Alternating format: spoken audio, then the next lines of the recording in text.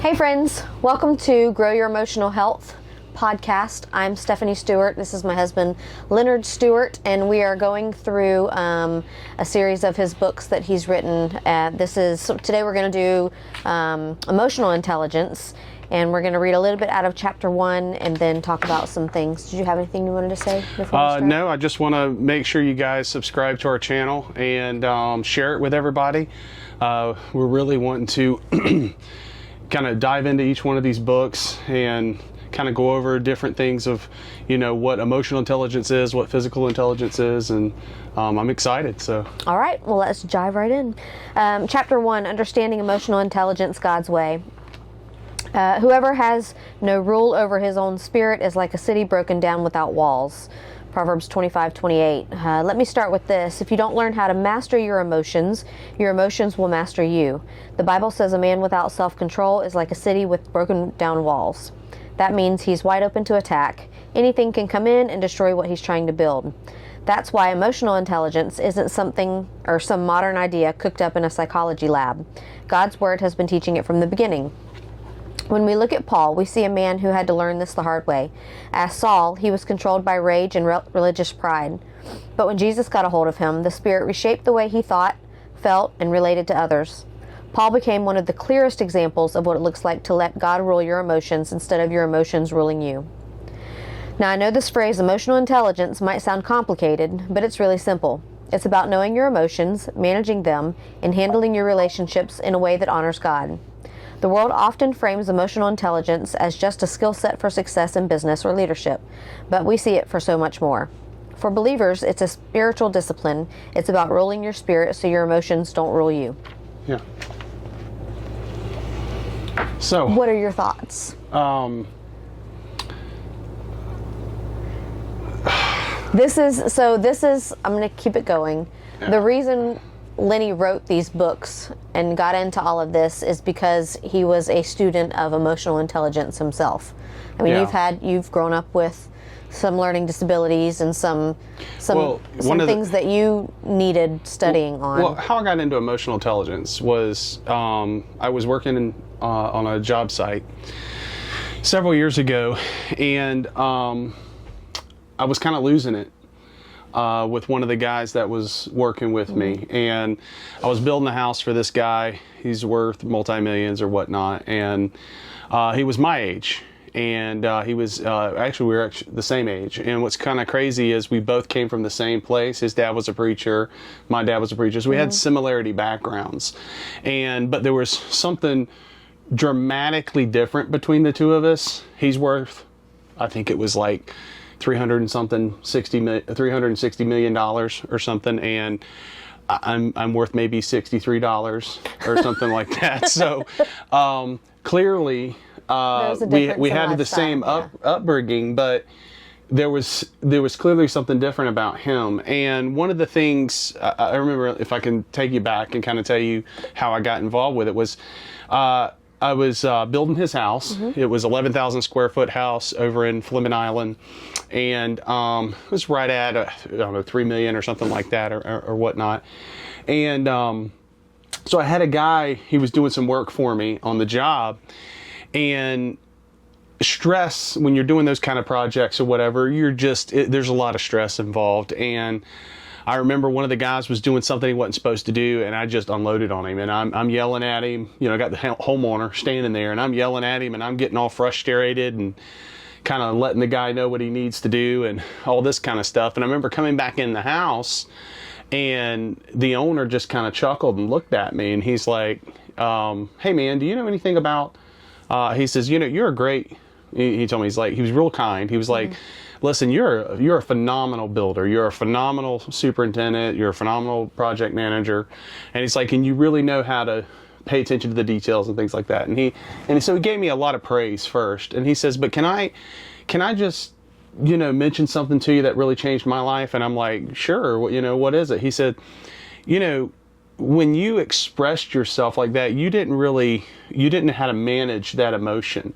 And he says, and that told me very quickly that you didn't have you weren't very smart in emotional intelligence, or very mature in emotional intelligence. And I'm like, what's emotional intelligence? And he's like, exactly. And so that got me really, really curious. And I'm like, hey, well, obviously this guy knows what he's talking about. We're the same age, same upbringing, but yet his value, his value was much greater than mine. And so I had a choice to make. I could humble myself, or I could have pride and go, well, there's no difference between him and I.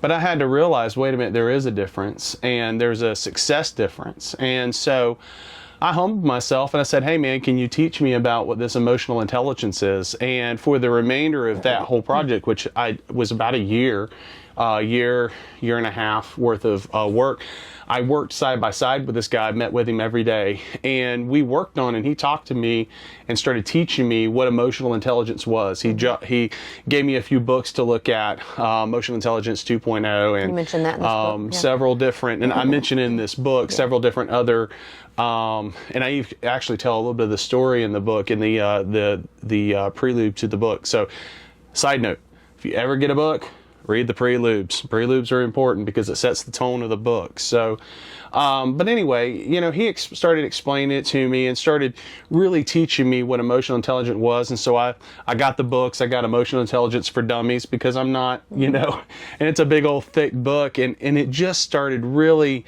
pouring into me, and I started studying and understanding what it means to be empathetic. You know, that's where I talk about a whole chapter on empathy in this book. What it means to be self-aware. You know, self-aware is a huge thing. You know, paying attention to the surroundings. You know, where you're at. So that's one of my biggest. That's one of my biggest problems, you know, is I'm so laser focused on what I'm doing and I'm not paying attention, reading the room, counseling, paying attention to the person whenever you're trying to help them and they've already shut off and you're sitting there wasting your time because you're not aware. Same thing in public, you know, being super, super loud. There's different cues. You know, and not realizing that, wait a minute, you know, because we want to attract people and we don't want to expel people. And in sales, you know, emotional intelligence was developed back in the 1990s.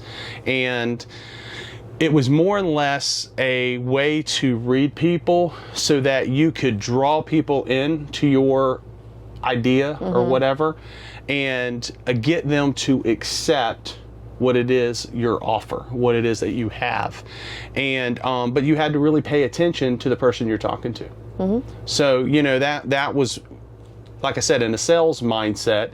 But then when you take those principles and you start really applying those, and one of the things that I saw was, wait a minute, this stuff was already taught to us in the Bible. And I started drawing parallels between you know, in each one of my books, the physical intelligence book is the story of David and in his whole life and how he had physical intelligence, and then the spiritual intelligence book is about Abraham and Lot in the beginning, and then I drew emotional intelligence, where I was seeing those parallels where they were coming together, was through the life of Paul. You know, here Paul, he was emotional intelligence really has nothing to do with it doesn't have 100% to do with your intellect. When we think of Paul was a very smart man. He was a Pharisee of Pharisees. He knew the Torah backwards and forwards, right? He just didn't believe in, you know, the Messiah, and he didn't believe in, you know, the Christianity. And so he was going through and he was literally persecuting, killing the Christians. And he was a very, had a lot of zeal. Like zealous, he was very zealous. He was very passionate about what he was doing, and he was good at it. He made a name for himself. So there were a lot of things that Paul had as a person, how God created him, but yet he was good. He was using them the wrong way. But he was using them the wrong way. And that's the same thing that happens with our emotions when they're not controlled. See, Paul's emotions wasn't controlled by the Holy Spirit, to where, remember, he's on the road to Damascus, and he hollers out in a great light. I'm paraphrasing, so don't, you know, quote me, but he hollers out at him and says, Paul, why are you persecuting me? You know, and he stops Paul in his tracks, and he's like, Lord, you know, and so again, what emotional intelligence is understanding and taking your emotions and the inner being of who you are that makes up who you are and putting them under the submission of the Holy Spirit. And now you can do it without the Holy Spirit. 100%. I mean, people that aren't Christians, you can. Good luck sticking that way. Well, that's without. So, I mean, that's so. And that's true because there's a lot of books out there on emotional intelligence that don't tie it But into one of the things that I saw that it lacked was the spiritual part. Because in emotional intelligence, it talks about a greater than you, looking outside of yourself. We have to for empathy and checks for, and yes. balances from outside of yourself. But it's never really driven by almost like AA. You know, it's a higher power, or it's right. But the problem with a lot of that is it's still subjecting yourself. And honestly, think about this statement: subjecting yourself to yourself. That's kind of idiotic, but yet it is a philosophy that is very well trained, very well driven. You know, your truth. Yeah. Not truth, your truth. Whatever you want your Right? truth to be. So you can, and that's the seed of It's okay Satan. if you believe that, but that's not my truth. It's so That's your easy truth. to do that. And so that's why I was like, you know, I love the teachings of emotional intelligence because it is the bedrock of emotional development, taking control of your Something that really should be learned in adolescence. Oh yeah, 100%. But is not taught in schools. That's why I love that you have the book for kids. Yeah. You have the book for teens. Well, that's what I first started out was Growing Big Hearts. Because Emotional of our intelligence children. Because of my son, Bear. I mean, our son. Sorry, I'm talking to you like you're not my wife. You know, I would see the misplaced emotions, and kids are. And honestly, if you really think about it, we live in such an emotionally driven world. Look at social media. Look at everything is so, even into our politics, is so emotionally driven. And emotions aren't bad. And that's what I talk about in the book. And that's what even understanding in regular EQ is really understanding your emotions, why you do what you do. So there's a psychology in that. But I also believe in, when we talk about there's secular in the shrinking business, the head shrinking business. We talk about secular psychology, and then we talk about spiritual psychology. And I'm a big advocate for spiritual psychology because I believe it's the completion. Right. Because you can't submit yourself under yourself. Right. Because that doesn't make sense.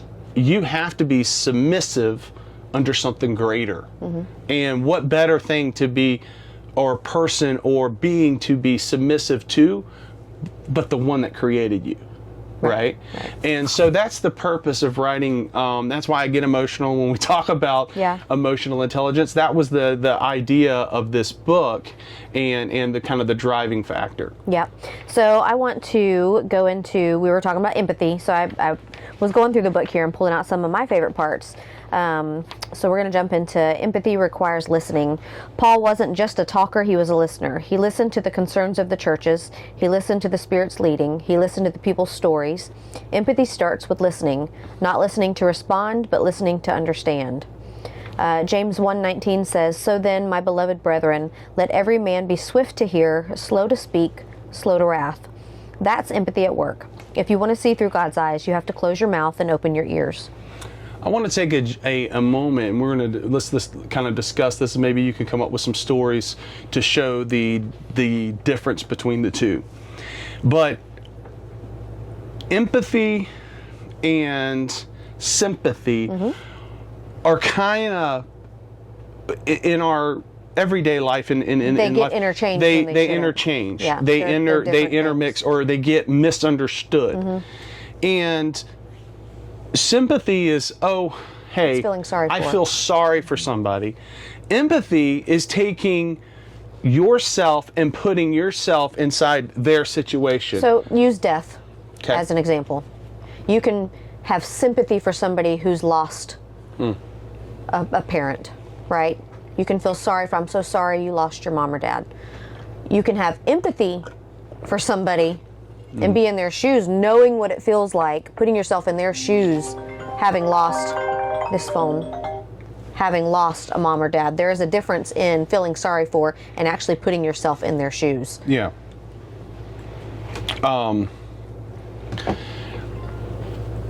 I think about, I think because we don't truly have or we're not taught truly what empathy is opposed to sympathy. Yes, we get that confused. And I hear people interchange them all the time, and I'm like, that's not the right. So sympathy is something pretty easy somebody can do. Empathy takes listening, understanding, Yep. stepping back, how to relate it.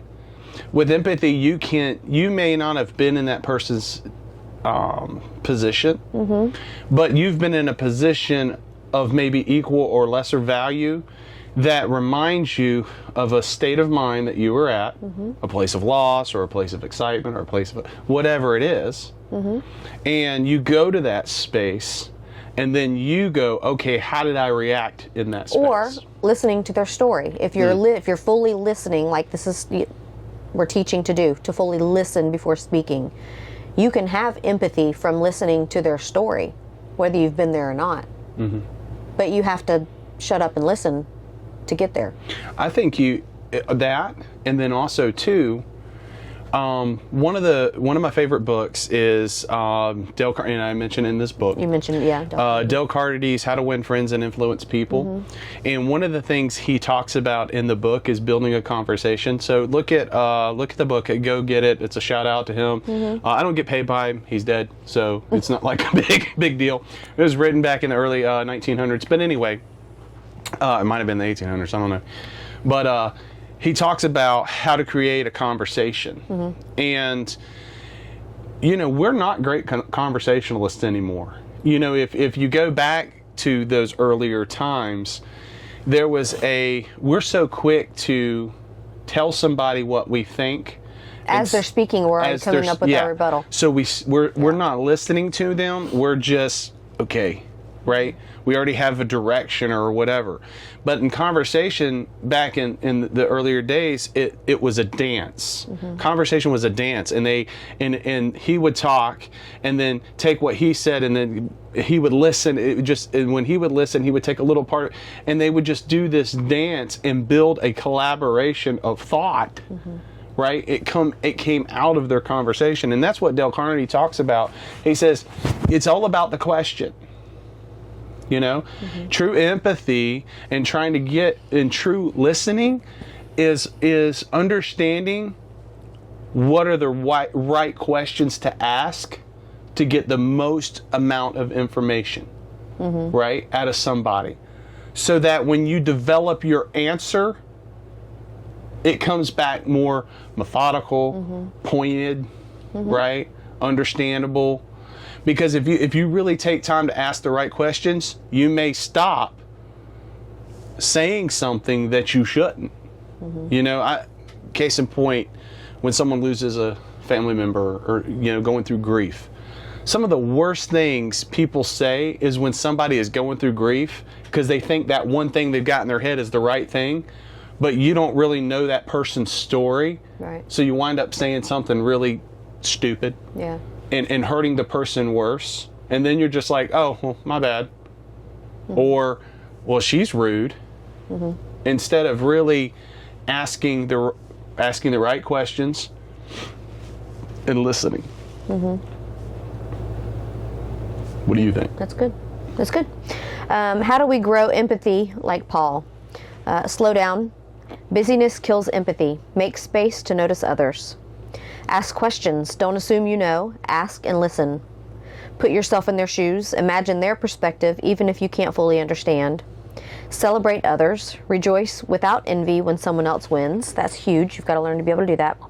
Sit with the pain. Don't rush people out of their grief. Be present. That's a deep one right there. One of the God has blessed me with a ministry of counseling. And I counsel various spectrum of people, and I'm blessed to have a lot of fellow people that struggle with PTSD. And one of the things about PTSD, I suffer from PTSD through it seems like everybody just, I suffer from PTSD, but there are true people out there that really suffer from PTSD. I'm one of them, and I have a whole fellowship of people that I work with in dealing with that, and especially when you've got service members, people that have been in the military, and unless you it's really hard to understand or work with people if you've never been in that. Over in the battlefield and been through that type of stress and that type of thing. And so many times people look at, and they just judge. And when it comes to, sorry, I lost my thought. PTSD. PTSD. Sometimes the triggers, the things that it is hard to talk about. And sometimes what they need is someone just to sit there and be with them in the silence. And understand that. There's sometimes it's best to really not try to understand what they're going through, but yet just be there to listen and understand that they're going through it, because you've never been there, and for you to make comments of, you should just do this or you should just do that. I said I've got so many friends that I don't counsel that will have conversations, and you see they're really quick to solve your problem. It's like, and then you step back and you go, well, dang it, if I could just be you, I could. It seems like they have the answer to everything. And that doesn't, show very much emotional intelligence. And sometimes sometimes it's just being quiet. I mean, I've had friends that, especially like I said, the ones working in the service that have dealt with PTSD, lose a brother. That's one of a really hard thing for them to go through. I don't know nothing about that. And sitting down and having a conversation about it, that's not something they want to do. But do they want to sit in remembrance and just be silent? Maybe go to a memorial, right? Yeah. Or go sit and have a drink with a friend and not say a word. But being present in silence is a huge benefit. It's a huge part of emotional intelligence, and knowing when to do that. Yeah. And this is all stuff that you're taught. Well, being able to sit there and go, I don't understand exactly what you're going through, but I'm here with you. Just being with you. People that have lost family members. I just people want to be with you. That have lost a job. There's so many different things. You have to be able to read someone. But it means you have to be very intent. I think we're so arrogant and self-absorbed and prideful. We think we have the answers to everything. And that's why it talks about in the Bible, be swift to hear, slow to speak. So be fast at hearing and like a turtle when it comes to opening your mouth. I mean, sometimes you just have to say, man, that sucks. You might be sitting there thinking, I have all the answers for them, but don't. I hate that you're going through that. Put your hand on them. Yeah. I've been going through with Hope. Our daughter's going through a divorce right now, and there's things where I've been where she's at, and I so desperately want to give the answer or tell her I know how the outcome is going to happen. I know, hold on, stop. But there's times where you really have to ask the question, do you want my advice or do you just want me to listen?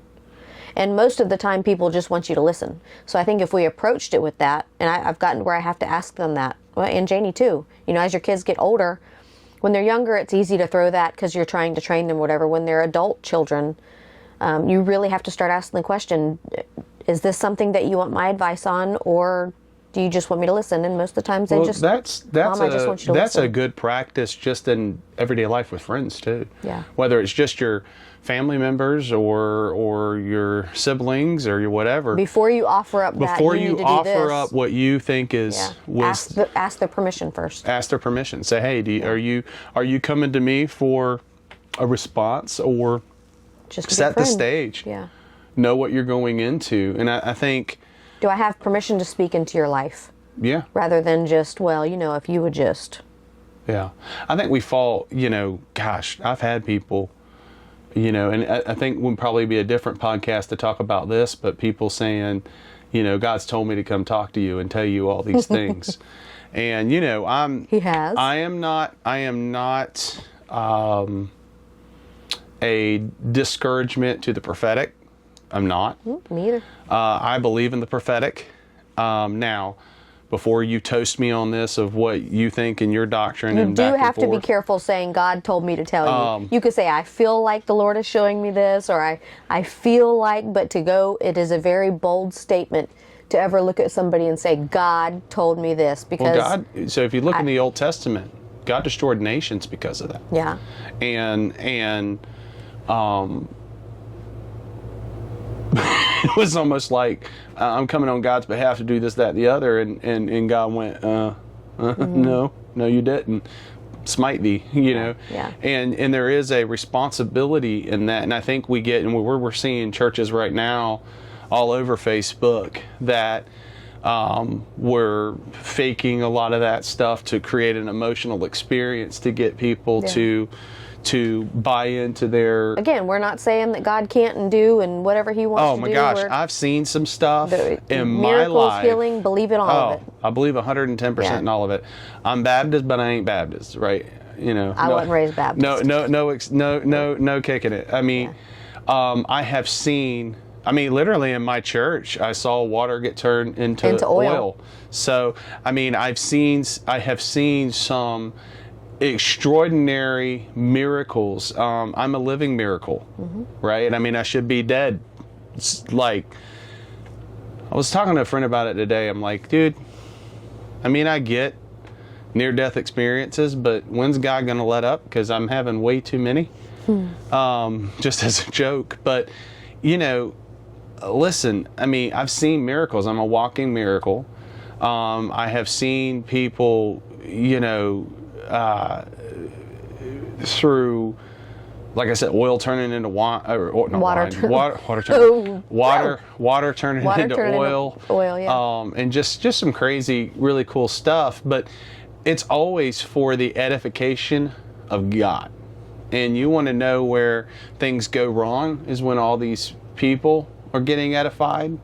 Yeah. And these pastors like, well, you got to go get prayed by this guy. Yeah. Because this guy, he has this special power. That only God gave him this special power to listen. I mean, it's not about that dude.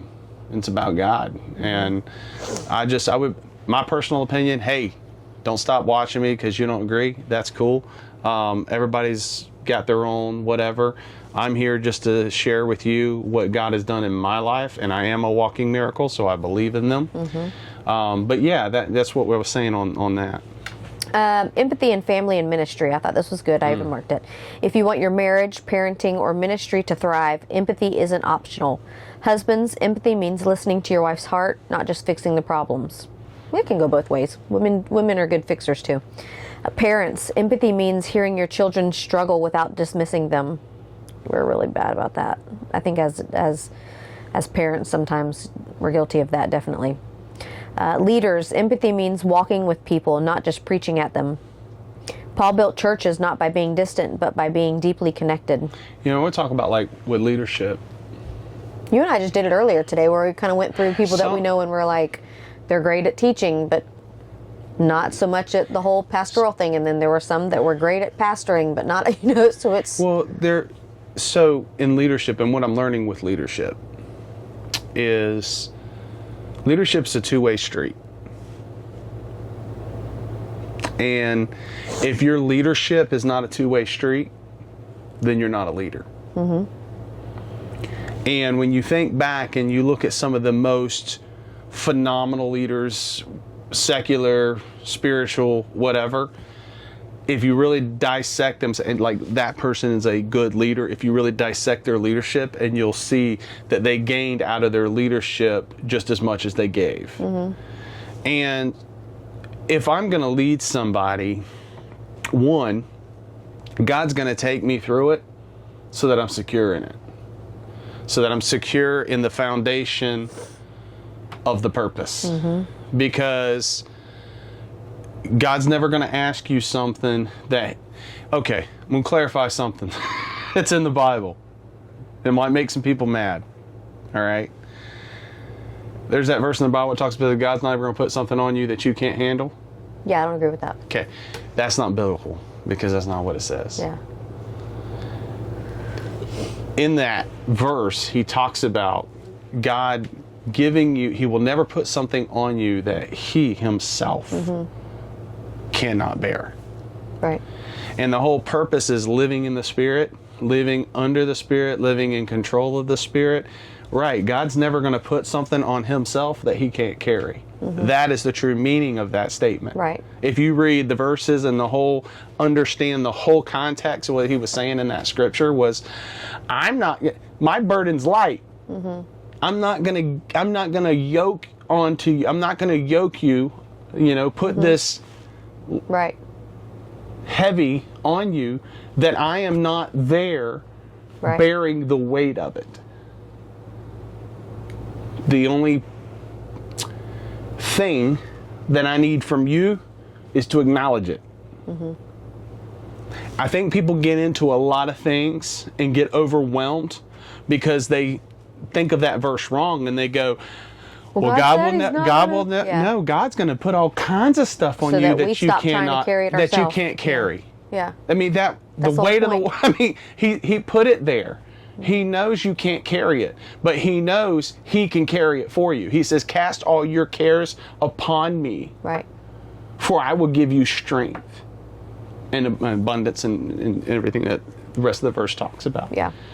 So believe the scriptures in its entirety and the truth that you will. Heart attack, that is something I can't carry. Apart from myself, I could not carry it. But with God and his Spirit carrying it for me, then yeah, there's not a thing I can't take on. There's not a place that God is going to have me speak that I can't do it.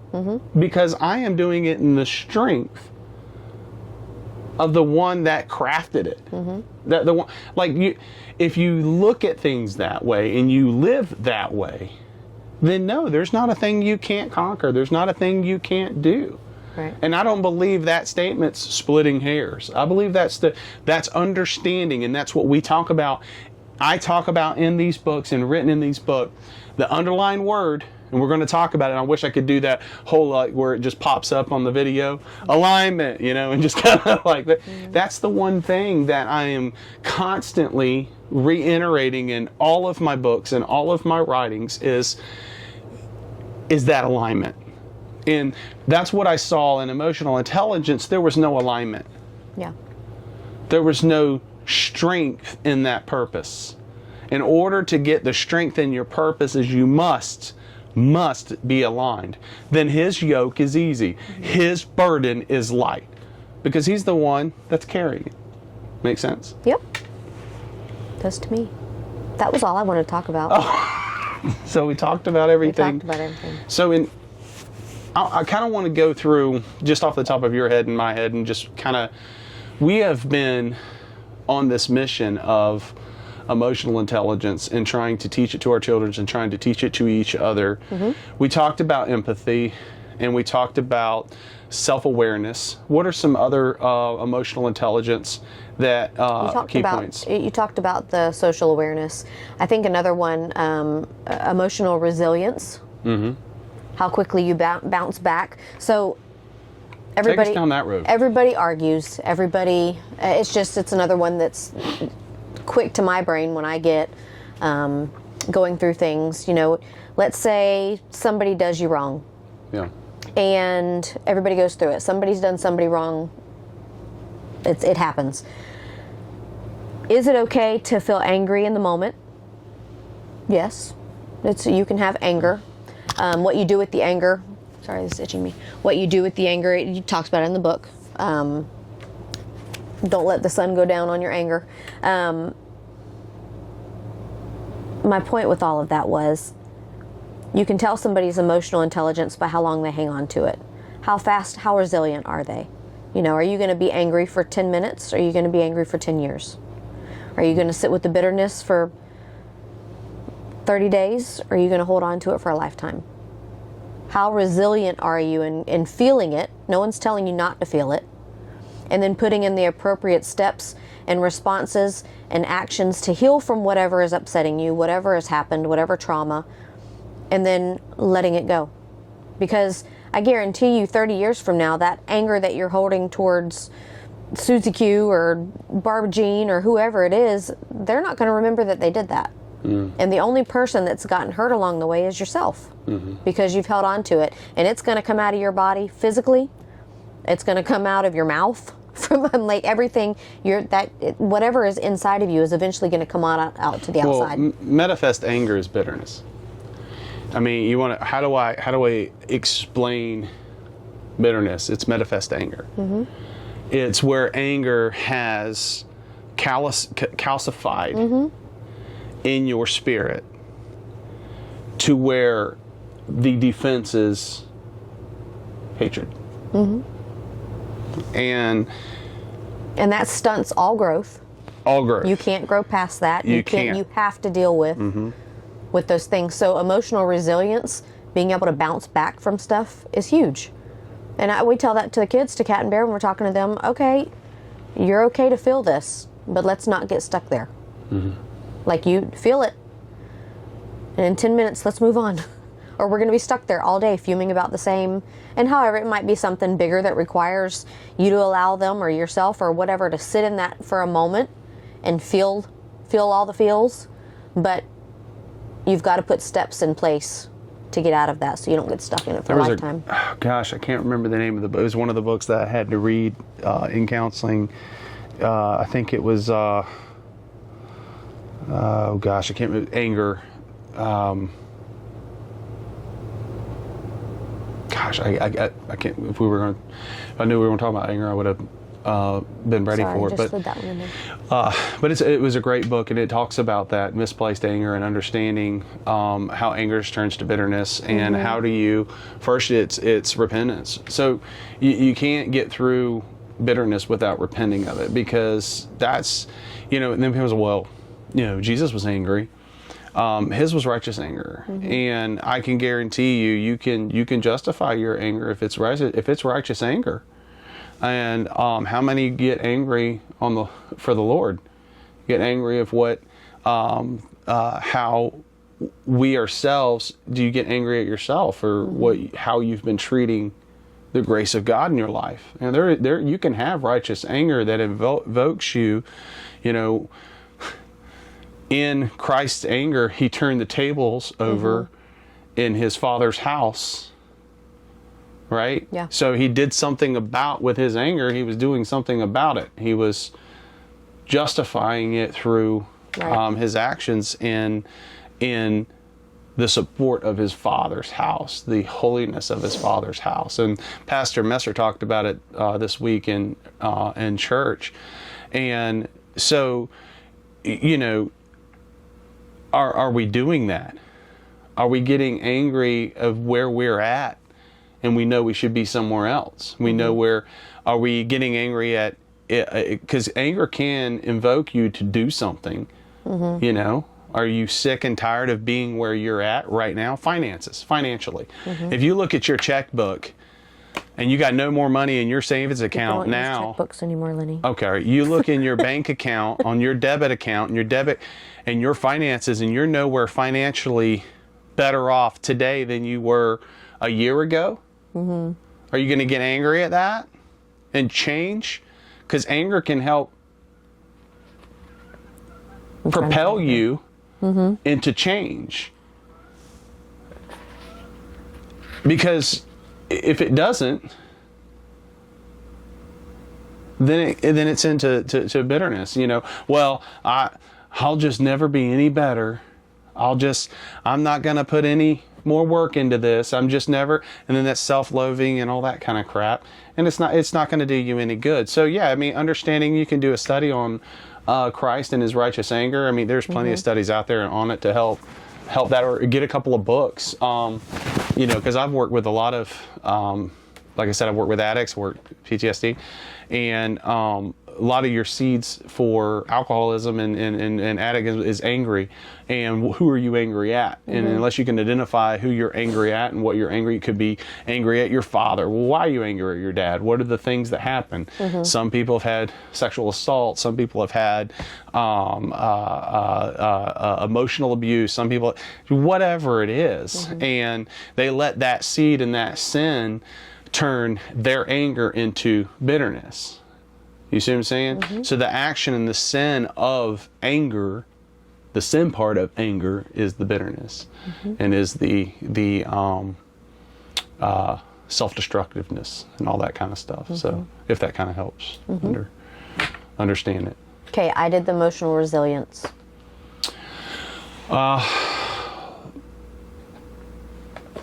We talked about empathy. What do you think your biggest what do you think you've learned the most since studying emotional intelligence? What's the biggest thing? Where you think you've grown the most since you started studying emotional intelligence?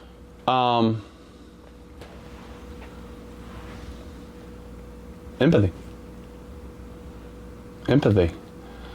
It really breaks my heart when people say I'm not that empathetic and they give themselves a pass, because I believe the heart of leadership, if you want to be a good leader, you got to have some empathy.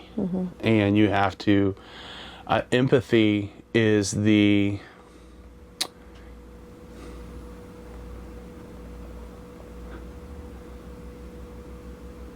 trying to figure out how to put this together. Empathy is the ability to humble your pride. To be empathetic is to be vulnerable. When I think about, and we hear it said, and we might have talked about it before too, hear people say, well, that's just the way I am. That's just the way I am, so you're going to have to live with it. Well, if you know that you are that way, if there is something about you that you know is not a strength, it's not an attribute of God. It should be changed. That's not a free pass to go. That's just the way I am. I don't agree with that. Yeah, I don't agree if that. Well, that's just how I am. We are to be mirror images of who? Christ. Yeah. Of Christ. We're to be mirror images. And if he had empathy, if he had grace, if he had holiness, if he had all these attributes, and that is the nature of God and who he is, why are we allowed to give ourselves a pass and say, well, this is just who I am? Yeah. Then you're not about the business of being holy, being like Christ, right, being a mirror image. Now, I'm not talking about faith-based works. Well, Lenny, you're getting into works, but no, I'm not talking about for your salvation. I'm talking about for your thankfulness that he gave you salvation. You should be different. You should be Paul from Saul. Now, the clarification, Saul is the Greek name for Paul. Paul is the Hebrew. So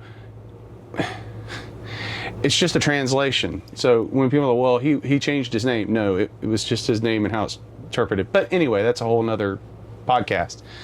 But we say, well, when Paul met Christ, then he turned to Saul. Or no, sorry, when Saul met Christ, then he turned to Paul. They just used his Greek name more than they used how it was pronounced in Hebrew. But anyway, now we know as Paul, he changed. And when he met God and he saw the face of God, it blinded him. It impacted him so much that it changed him 100%. To where when he walked out of that place and he went and he did. He was going to kill these people, and now God says, okay, convert people, and he's going back to these same people he was killing and going, no, wait a minute, I love Jesus. I want you to know Christ. And I mean, I'm sure it looked crazy to him. Like, here's this, I'm definitely afraid of this guy. I'm not going to go hear him. I'm not going to go see him. Right? But he was dramatically changed. And I believe when you meet Christ, he dramatically changes you. You have to step into that. Paul had to step into his destiny. Paul had to walk into his purpose. He was blinded for several days. Then he met Ananias, and Ananias was told ahead of time, hey, you're going to be meeting this dude, Paul. You need to meet up with him. I want you to counsel him, or, restore him, help him see. Now, we are all given strengths. We all have different strengths. Maybe easier for some to be empathetic than others. We have strengths. But to look at somebody and go, well, that's just who I am. That's horrible. Well, you should be. You should be the image bearer of Christ. Yeah. And if you see something that you're not, and it's the image of Christ, work on it. It just means you got to work harder in that particular area than what most people do, because it doesn't come natural. It's the same thing with me and my wife. I'm a little bit on the spectrum, which we know that. And it's not a bad thing. It's just things that I'm born with, and I don't. Things don't come naturally. Don't come natural to me. And I can excuse it and be like, well, you married me, so this is who I am. If I did that, I wouldn't be married. You would. You'd just be miserable. It'd be a miserable marriage. I have to be different. I have to Put in challenge. a little bit of work. Yeah, I got to work. I got to challenge the things that are hard for me, because I do the same thing. It's not just you putting in the work. Like, there are things that I have to don't come naturally. That's part of the fall. I believe that's the sweat of the brow. That's the work. That's the sin that entered in this world, and death came with it. We're a broken people, and we're going to have to work to be the image bearer of God. Showing ourselves, not that we're approved, that's what it means in that scripture where it talks about study to show themselves approved unto God, is not saying you're doing these things to be a child of God. No. It's to show people that you are a child of God. You would do this because, not it's a requirement, it's an act of worship. Yeah. You want to know what worship is? It ain't just singing songs. Right. I write about that as worship is warfare and physical intelligence. Dude, for some of us, getting up and walking is an act of worship. Because in our spirit, and because of what in the physical thing, it's the devil wants me to stay sitting down. Because if I sit down and I don't have this energy and I don't get back to where I need to be, he's got me where he wants me. Ineffective for God. So there are, in different lives and different things in different settings, it's all an act of worship, And I enjoyed writing this book, and I've got several. I'll be coming out with guides. It's going to be Guide to Emotional Intelligence, Guide to Physical Intelligence, and Guide to Spiritual Intelligence. And there'll be active workbooks. And we're in the process of building, which I have built, an online community, growyouremotionalhealth. It would be growyouremotionalhealth.org. And it'll be on there. You can purchase. We're going to be having each one of my books is going to have workbooks, and we're going to be doing sessions. And just like we're doing here right now for YouTube, Stephanie and I are also going to be introducing classes and things, and we'll be walking through people in workshops. We'll be taking emotional intelligence, going through the workbook and things like that, and teaching just some things that we have learned, and we'll be posting when we'll be doing those workshops and things like that. Because the biggest thing that Stephanie and I want to do is we want to be a help to the masses. And not saying I'm perfect and I know this, that, and the other, and I know everything, but we have learned a lot through our years of marriage and through the counseling side of things, and through ministry, and what's been made available to me and her, and what we've fleshed out in our life. We've learned that, hey, we can do this and we can help others, and so that's our ministry, and that's what we do. We help people financially, spiritually, and emotionally.